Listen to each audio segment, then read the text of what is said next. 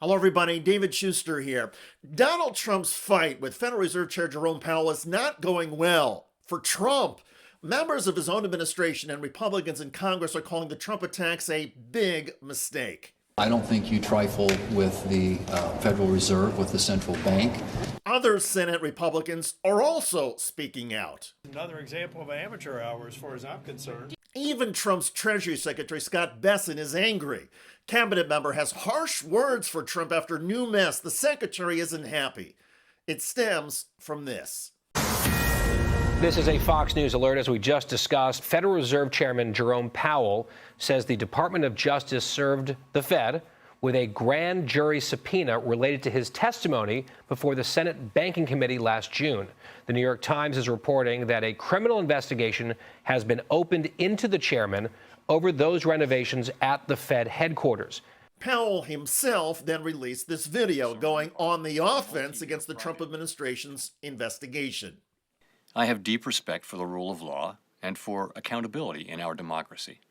No one, certainly not the chair of the Federal Reserve, is above the law. But this unprecedented action should be seen in the broader context of the administration's threats and ongoing pressure. And that pressure involves Donald Trump's desire to see the Fed reduce interest rates. Even the conservatives on Fox News, though, say the Trump intimidation effort is obvious. Do you think this would be happening? And does anybody think this would be happening, this investigation, if Powell had acquiesced to the president and set interest rates where the president wants, which is like what every president wants, lower? And regarding the Justice Department investigation into Powell, that centers on the accuracy or not of Powell's testimony last June to the U.S. Senate. Here is conservative John Yoo, a former deputy attorney general. There's no way any criminal case could be brought against him. I don't think he's committed any crime. He might have misstated something before Congress, but you have to prove that he intended to lie to Congress. I think that's very, very hard to show and probably not present here. For his part, Donald Trump says he did not ask for the Justice Department investigation into Powell. Still, Trump continues to attack the Fed chair.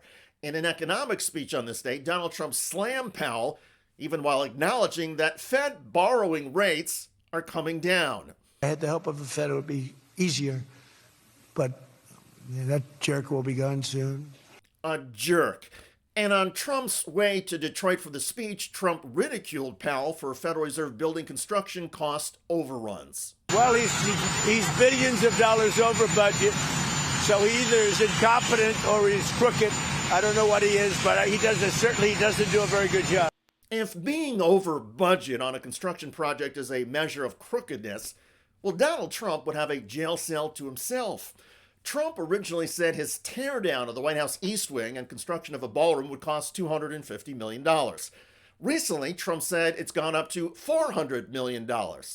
Trump began his ballroom plans without approval from the National Planning Commission, and the ballroom funding is coming through private donations, which for all intents and purposes looks like bribes from major executives looking for policy favors from Donald Trump in return. Trump also encouraged his name to be slapped on the side of the Kennedy Center for the Performing Arts. That action violated a law passed by Congress and signed by President Johnson in 1964. Back to the Trump administration's investigation of Fed Chair Jerome Powell. Dozens of Republicans in Congress keep expressing shock and dismay. I know Chairman Powell very well. I will be stunned. I will be shocked if he has done anything wrong. North Carolina's Tom Tillis vowing to block any Trump-Fed nominees. And in an extraordinary joint statement, every living former Fed chair, several Treasury secretaries, and other top economic officials issuing a rare rebuke of the Trump administration, warning the inquiry threatens the Fed's independence and the U.S. economy, writing in part, it has no place in the United States, whose greatest strength is the rule of law. Even Trump's Treasury Secretary Scott Bessent has expressed frustration with the investigation to President Trump, according to a source familiar with their conversation, calling it a distraction.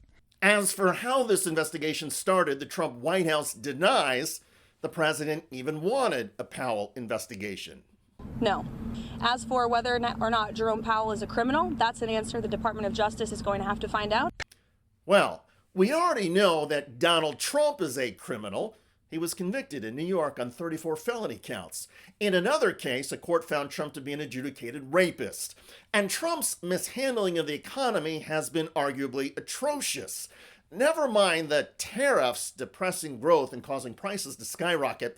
Just this week, following the news of the Powell investigation, U.S. stock markets immediately plunged hundreds of points. Analysts and lawmakers fear the independence of the U.S. Federal Reserve is being shredded. This is just a Trump takeover of the Federal Reserve and ending the independence of the Fed. That would be bad for our country and bad for American consumers. This is an unforced error. The downside was much greater than the upside of being able to do this. And I always thought that there was an informal agreement since last summer between Trump and Powell that if Powell agrees to leave the Fed when his chairmanship ends in May, then Trump will not bring up the construction project anymore. And that line was crossed on Sunday, one way or another. Trump may also be making it more difficult for him to get a new Fed chairman once Powell leaves in May.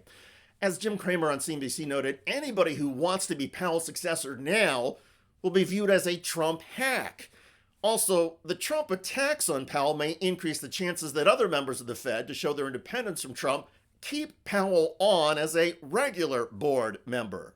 And that's a very important seat. I think the Trump administration needed that seat for financial deregulation, possibly even some rates. And now you're going to see maybe like a shadow Fed if he decides to stay on. Of course, this may all change over 5 months, but it does increase the likelihood of that happening. And then second is that, as Emily laid out, it doesn't tell you who, it doesn't create a path for the Senate to begin to move the president's the president's Fed chairman pick. And that's important because we were expecting it over the next couple of weeks. And then if you take it, a lot of these senators have very good close relationships with Kevin Hassett. They like him, but they're now going to be less likely to move forward on a Hassett nomination. And I think what that does is it raises the odds of Kevin Warsh and probably even some of the other people who are on the list, like Waller or even Rick Reeder, because they're not going to be as tied to the president now that the independence is being questioned. It all means Donald Trump has once again messed with something and made it worse.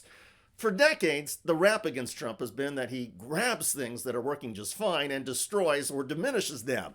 Now, it's the independence of the Federal Reserve that Donald Trump has stained. And the greatest irony of all is that in attacking Jerome Powell, Trump has only made Powell stronger. Powell, of course, is helped by responding aggressively to Trump and hitting back hard. And the exchange has proven that Donald Trump is not only reckless and unstable, but also increasingly weak. And lawmakers in both parties know it.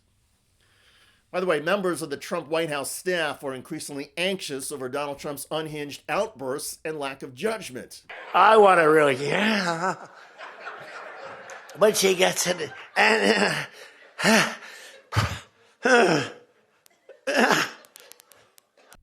check out that video at the link below. It generated a lot of comments on YouTube. One of the most popular is from Wood, who wrote, "Maybe it's time to take away Grandpa's keys, or at least the nuclear codes as a start." I hear you. I look forward to reading your comments about Fed Chair Jerome Powell humiliating Donald Trump and showing how to fight back against Trump and win.